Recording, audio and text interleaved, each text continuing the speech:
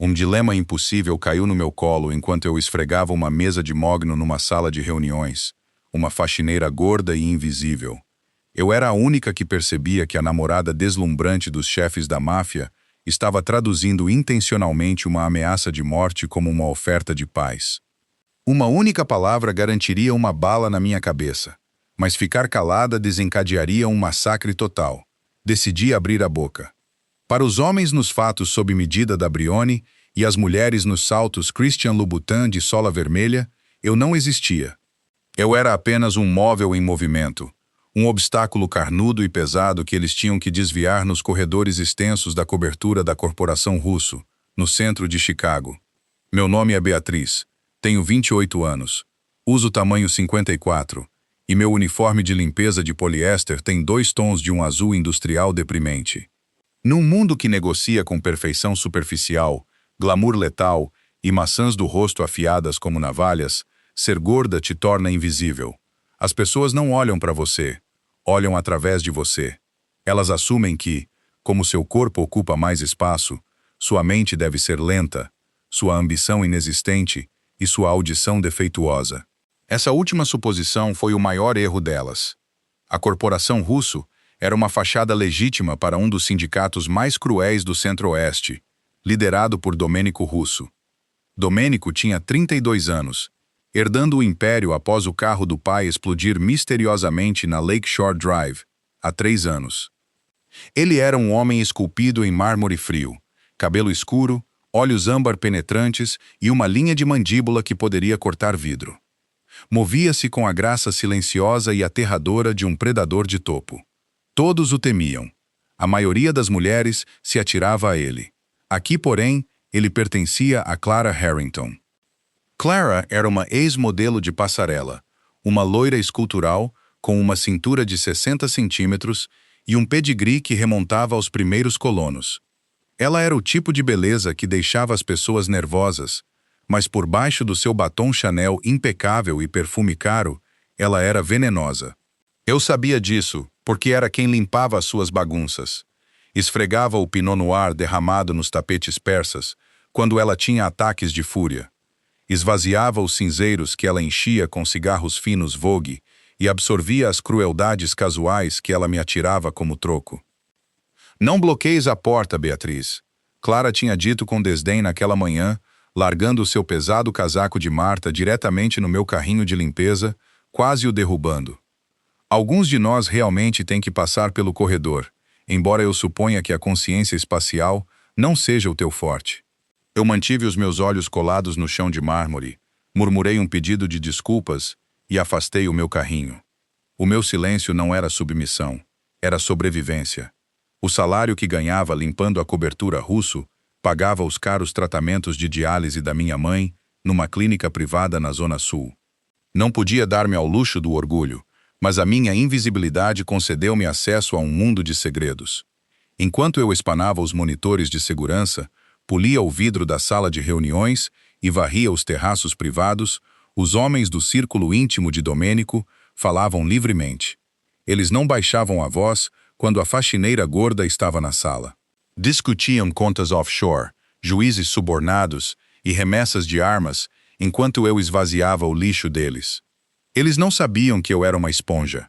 Eles também não sabiam que, antes do meu pai nos abandonar, ele era um linguista obsessivamente rigoroso que me forçou a aprender alemão, italiano e espanhol de alto nível. Uma mulher sem beleza precisa de um cérebro para sobreviver, ele costumava dizer-me. Uma alfinetada cruel que, ironicamente, se tornou o meu maior trunfo. Era uma terça-feira chuvosa em outubro, quando a tensão na cobertura atingiu o ponto de ebulição. O ar crepitava com energia nervosa. Os principais tenentes de Domênico, Paulinho e um executor cicatrizado chamado Gracil, estavam a andar de um lado para o outro no lobby. Esta noite era a reunião com o Klaus Richter. Richter era um notório traficante de armas europeu, um homem que operava em Berlim e controlava o fluxo de armamento de grau militar para os Estados Unidos.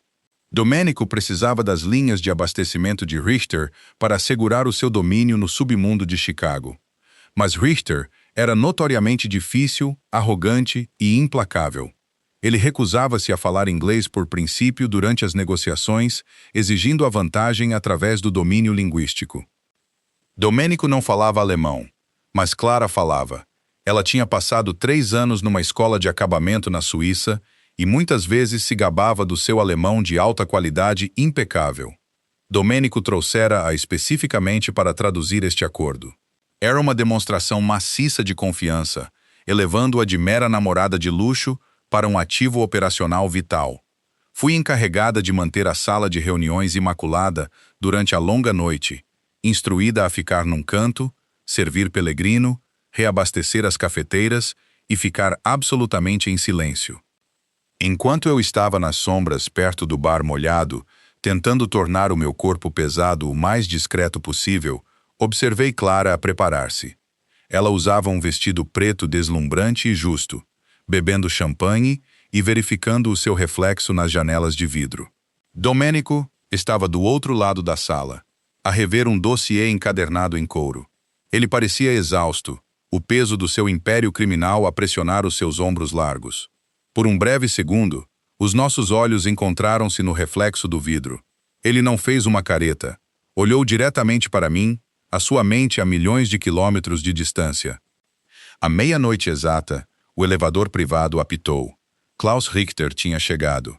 Richter era um homem imponente de 50 anos com a cabeça raspada, um rosto pálido e cicatrizado, e um fato cinzento feito à medida que custava mais do que a minha apólice de seguro de vida.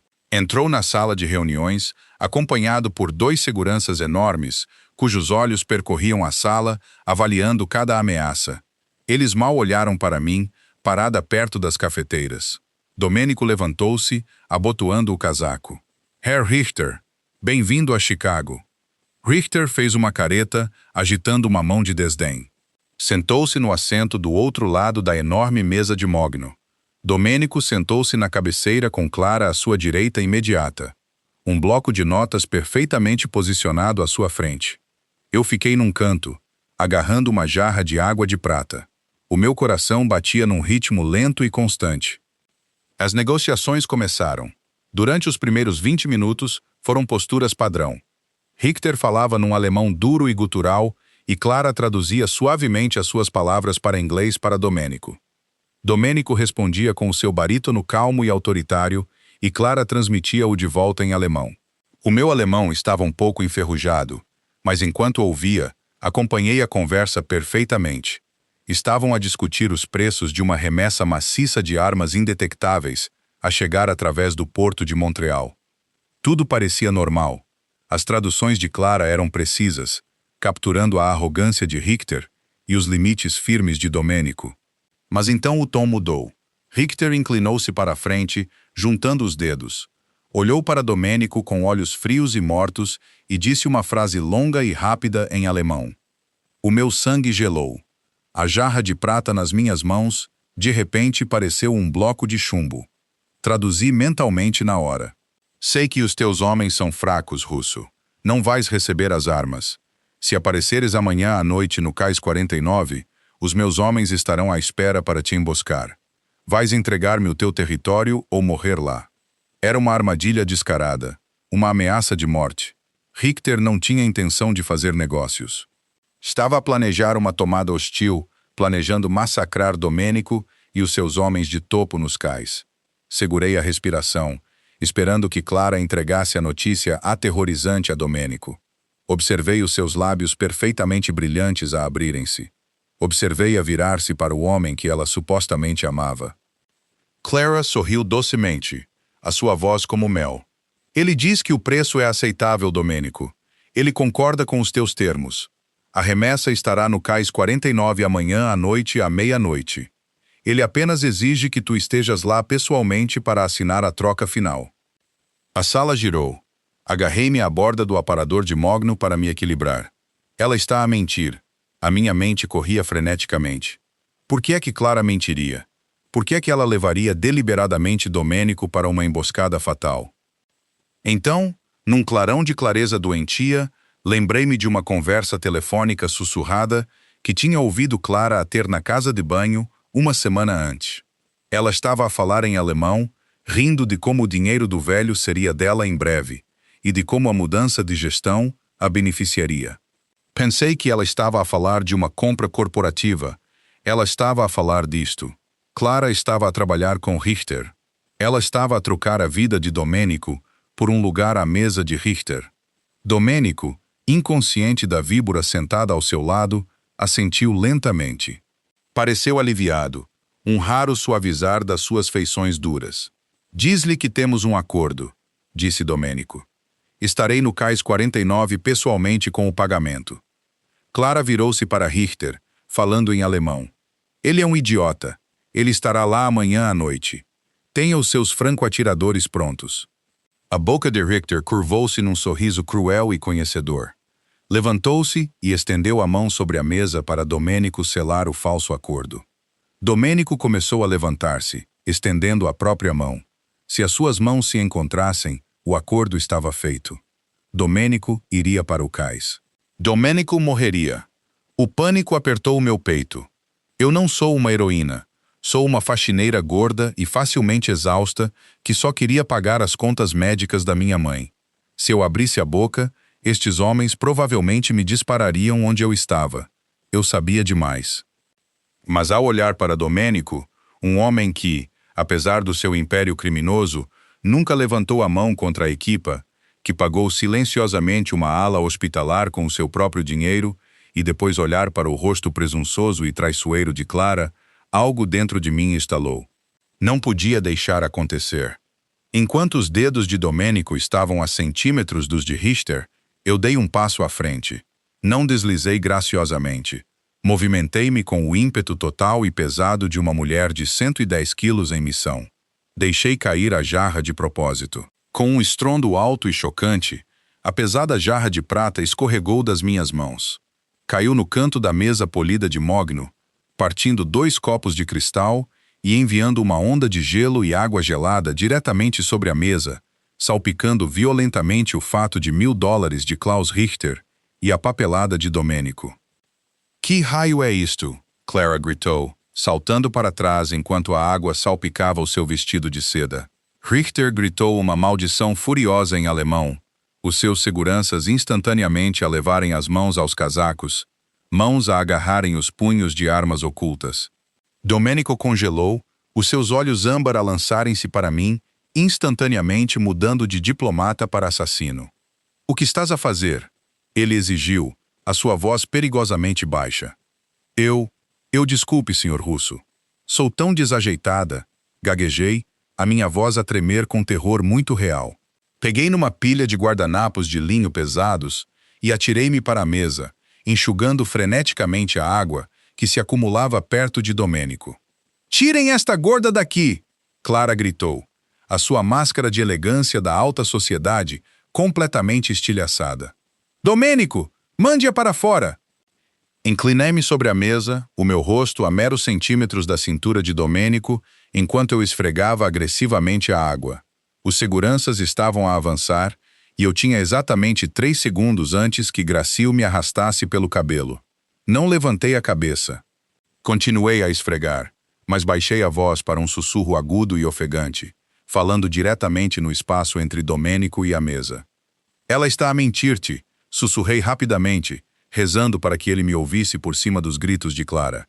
Richter não concordou. Ele disse que os teus homens são fracos. Ele disse que se fores ao cais 49, os atiradores dele matar-te-ão. Clara disse-lhe que és um idiota e para ter os atiradores prontos. Não vás ao cais. Senti todo o corpo de Domênico ficar rígido. Era como se tivesse sido atingido por um raio. Os músculos das suas coxas travaram e a sua respiração parou. Peguei na papelada arruinada e encharcada, segurando-a contra o meu peito e finalmente levantei-me, mantendo a cabeça baixa em submissão total. As minhas mãos tremiam tanto que mal conseguia segurar o lixo.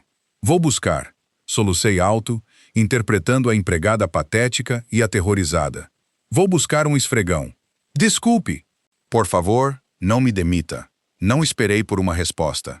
Virei o meu corpo pesado e praticamente corri para as portas da cozinha, esperando por uma bala que me perfurasse as costas. Um silêncio desceu sobre a sala de reuniões. O tipo de silêncio pesado e sufocante que precede uma explosão maciça. Ao empurrar as portas de vai-vem para a segurança da cozinha, arrisquei um único olhar para trás. Domênico não tinha sacado a arma. Não tinha gritado para os seus seguranças. Em vez disso, retirou lentamente a mão da mesa, pegou num guardanapo limpo e limpou calmamente os dedos. Não olhou para Richter. Virou a cabeça apenas uma fração de milímetro e olhou para Clara. O olhar nos seus olhos âmbar já não era de exaustão. Era puramente, aterradoramente vazio. Deixei as portas da cozinha fecharem-se, afundando-me contra as bancadas frias de aço inoxidável, ofegante. A mulher invisível tinha acabado de alterar o curso de uma guerra da máfia. Agora, só tinha que sobreviver à noite. A cozinha da cobertura russo era uma caverna de aço inoxidável reluzente e luz fluorescente branca fria. Encolhi-me no espaço estreito entre os fornos industriais duplos e o frigorífico de serviço. Os meus joelhos apertados contra o peito, as minhas coxas pesadas a doer contra o chão de azulejo duro. Esperei pelo tiroteio, esperei pelos gritos, esperei pelos passos pesados e trovejantes dos seguranças de Richter a arrombarem as portas de vai-vem para colocarem uma bala na faxineira gorda e bisbilhoteira que arruinara o seu plano mestre. Mas não houve nada, apenas um silêncio agonizante e sufocante. Passaram 10 minutos, depois 20. O relógio analógico na parede da cozinha marcava com uma precisão ensurdecedora. Mordi o lábio inferior até sentir o gosto a cobre, a minha mente a correr através de cenários aterradores. Domênico tinha me ignorado? Richter percebera que o jogo tinha acabado e massacrado todos na sala de reuniões? Finalmente, as portas da cozinha abriram-se. Fechei os olhos com força, preparando-me para o pior. Mas os passos eram lentos, medidos. Beatriz? Abri um olho. Era Gracil, o executor cicatrizado de Domênico. Ele não estava a segurar uma arma. Ele não me estava a olhar com o desprezo que eu estava tão habituado a ver. Em vez disso, o seu rosto rude e marcado tinha uma expressão estranha e perturbadora. Respeito. O senhor russo quer vê-la, disse Gracil, a sua voz um rosnado baixo. No seu escritório privado. As minhas pernas pareciam gelatina, a tremer tanto que mal conseguia suportar os meus próprios 110 quilos ao levantar-me. Alisei o meu terrível e úmido uniforme azul de poliéster, o meu coração a bater contra as minhas costelas como um pássaro preso. Vou morrer, Sr. Gracil. Gracil soltou uma risada seca e sem humor. Se ele quisesse que morresses, Beatriz, não seria eu a pedir-te educadamente para desceres o corredor. Vamos lá. Segui-o para fora da cozinha. Os meus sapatos de sola de borracha a rangerem vergonhosamente alto nos impecáveis pisos de mármore. Contornamos a sala de reuniões completamente, dirigindo-nos por um corredor escuro, revestido de mogno, que eu normalmente só tinha permissão para limpar aos domingos. Gracil abriu 2 pesadas portas de carvalho e deu um passo para o lado, gesticulando para eu entrar. O escritório de Domênico era uma obra-prima de couro escuro, globos antigos e estantes do chão ao teto. Atrás de uma mesa maciça de mogno, sentava-se o próprio Domênico russo. Ele tinha tirado o casaco, a sua camisa branca impecável, enrolada nos cotovelos, revelando antebraços cheios de músculo e tatuagens escuras e fracas. Ele estava a servir um copo de líquido âmbar de um decantador de cristal. Na sua secretária havia um telefone por satélite seguro e um dossiê com o logótipo da Black Cube, a agência de inteligência privada da vida real, conhecida por operar nas sombras mais perigosas do mundo.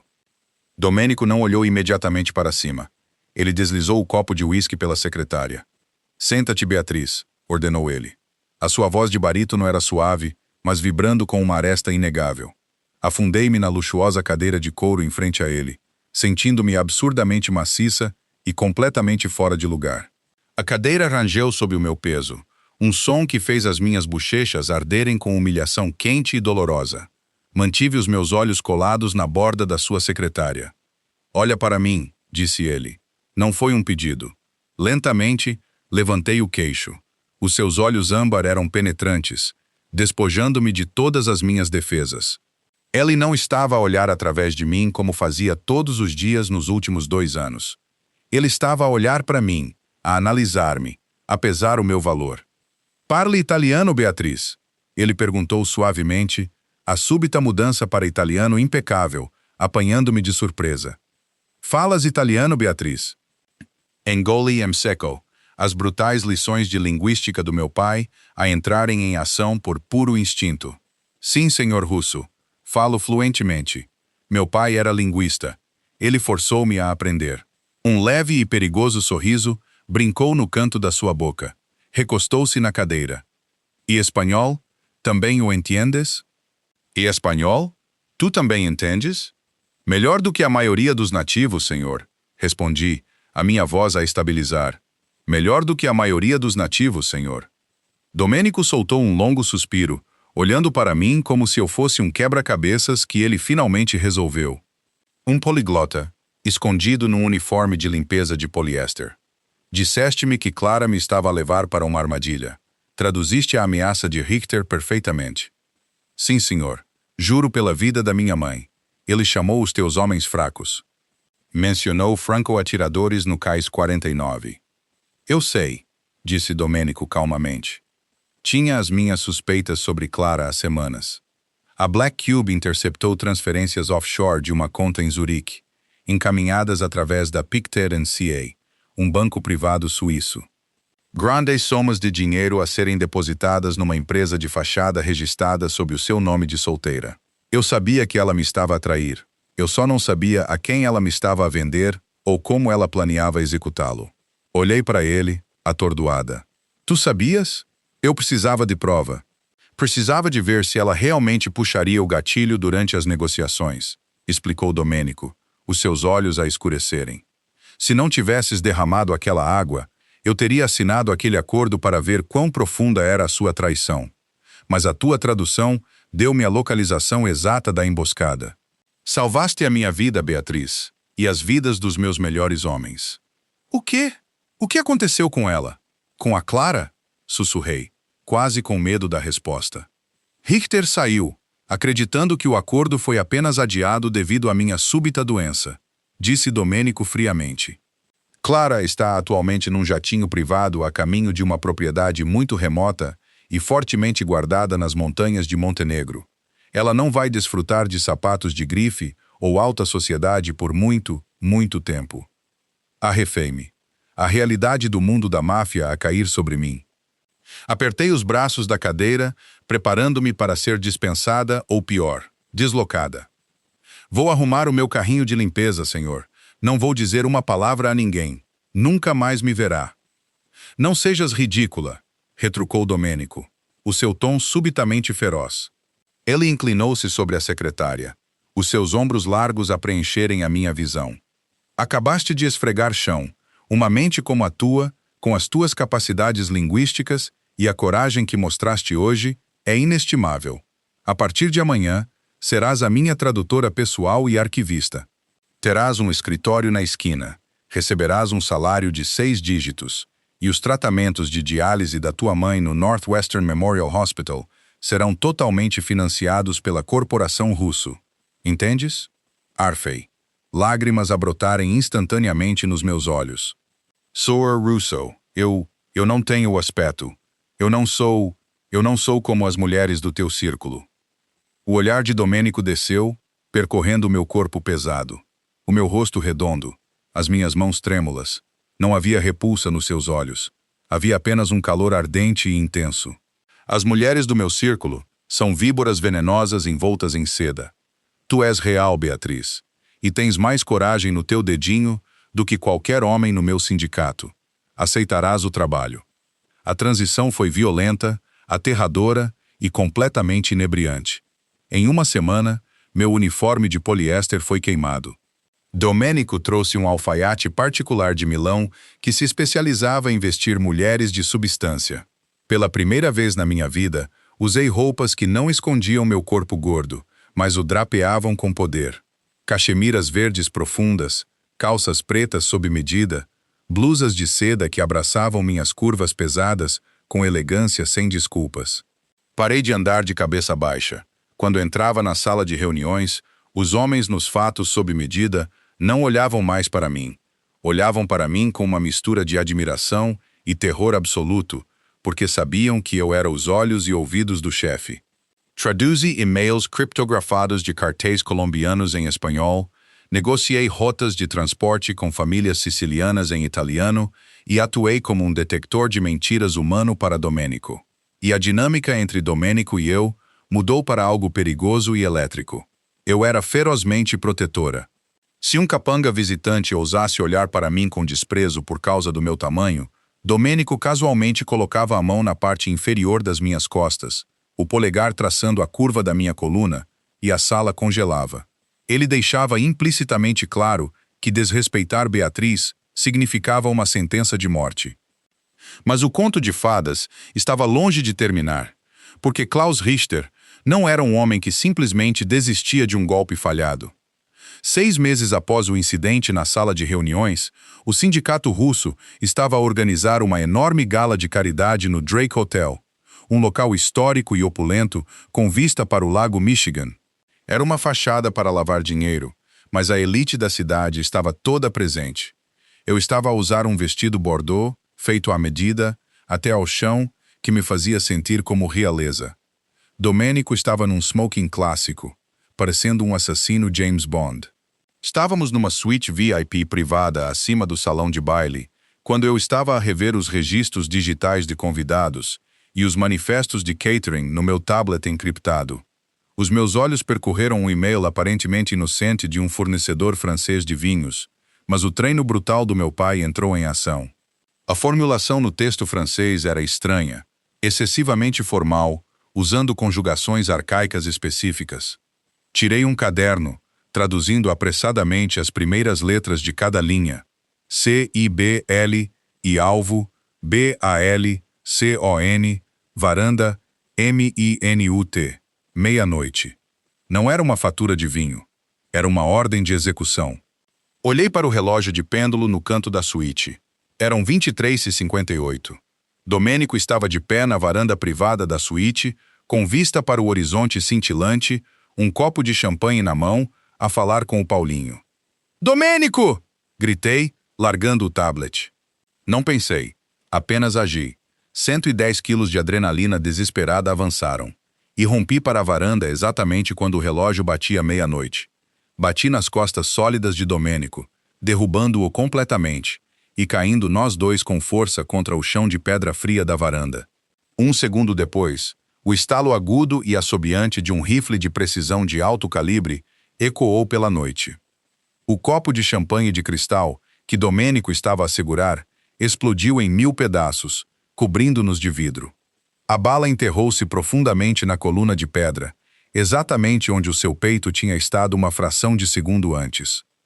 O chaos irrompeu. Paulinho sacou da arma, gritando no seu auricular. Gracil fechou as portas da varanda com força, arrastando Domênico e eu de volta para a segurança da suíte. Domênico estava a respirar pesadamente. O seu casaco de smoking, coberto de champanhe e pó de vidro. Ele agarrou os meus ombros, os seus olhos âmbar selvagens com um terror que eu nunca tinha visto nele antes. Ele bateu rapidamente nos meus braços, na minha cintura pesada, nas minhas costas, verificando se havia sangue. Estás ferida? Beatriz, fala comigo. Estás ferida? Ela rugiu, a sua voz a falhar. Estou bem. Estou bem. Arfei, a tremer incontrolavelmente. O e-mail de catering era um código em francês. Richter enviou um atirador. Domênico puxou-me contra o seu peito, enterrando o rosto no meu pescoço. O seu coração batia contra o meu, um ritmo frenético e desesperado. Ele abraçou-me tão apertado que eu mal conseguia respirar, ignorando completamente os seus homens a protegerem o perímetro. Sua ameaça linda e brilhante sussurrou ferozmente contra minha pele. Fizeste de novo.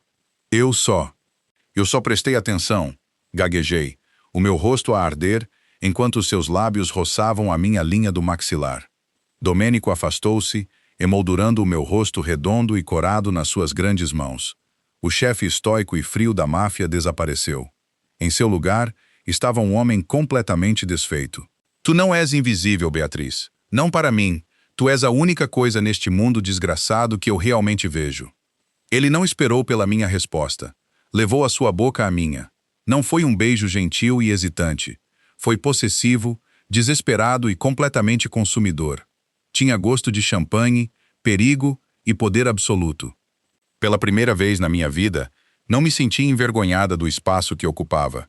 Enquanto as suas mãos agarravam os meus quadris grossos, puxando-me contra o seu corpo duro, senti-me inteiramente, perfeitamente amada. Quando finalmente se afastou, estávamos ambos sem fôlego. Graciela estava de pé perto da porta, olhando discretamente para o chão. Graciela, disse Domênico, a sua voz a regressar à sua calma letal e autoritária, embora o seu braço permanecesse firmemente enrolado à minha cintura. Descobre de que telhado veio aquele tiro e envia a ordem para Berlim. Quero a cabeça de Klaus Richter numa caixa até terça-feira. Sim, chefe. Graciela assentiu, saindo da sala. Domênico olhou para mim, afastando uma mecha de cabelo rebelde atrás da minha orelha. Chega de te esconderes nas sombras, Beatriz. Salvaste o meu império 2 vezes. É hora de me ajudares a governá-lo. Apoiei-me no seu toque, sorrindo enquanto olhava para o horizonte de Chicago. Eu já não era a faxineira gorda e invisível a limpar mesas. Eu era o cérebro, o escudo e o coração do sindicato russo. Eu era a rainha, e Deus ajudasse quem tentasse alguma vez falar uma língua que não entendêssemos. Beatriz foi corajosa o suficiente para te manter na ponta da cadeira? Se amaste esta intensa história de romance mafioso de lealdade, traição e uma mulher que se recusou a ficar invisível, clica no botão de like agora mesmo. Partilhe este vídeo com os teus amigos que adoram reviravoltas sombrias e triunfos de azarões. Subscreve e toca no sino para nunca perderes mais um drama emocionante. O que farias no lugar dela? Conta-nos na secção de comentários abaixo para te juntares à nossa incrível comunidade.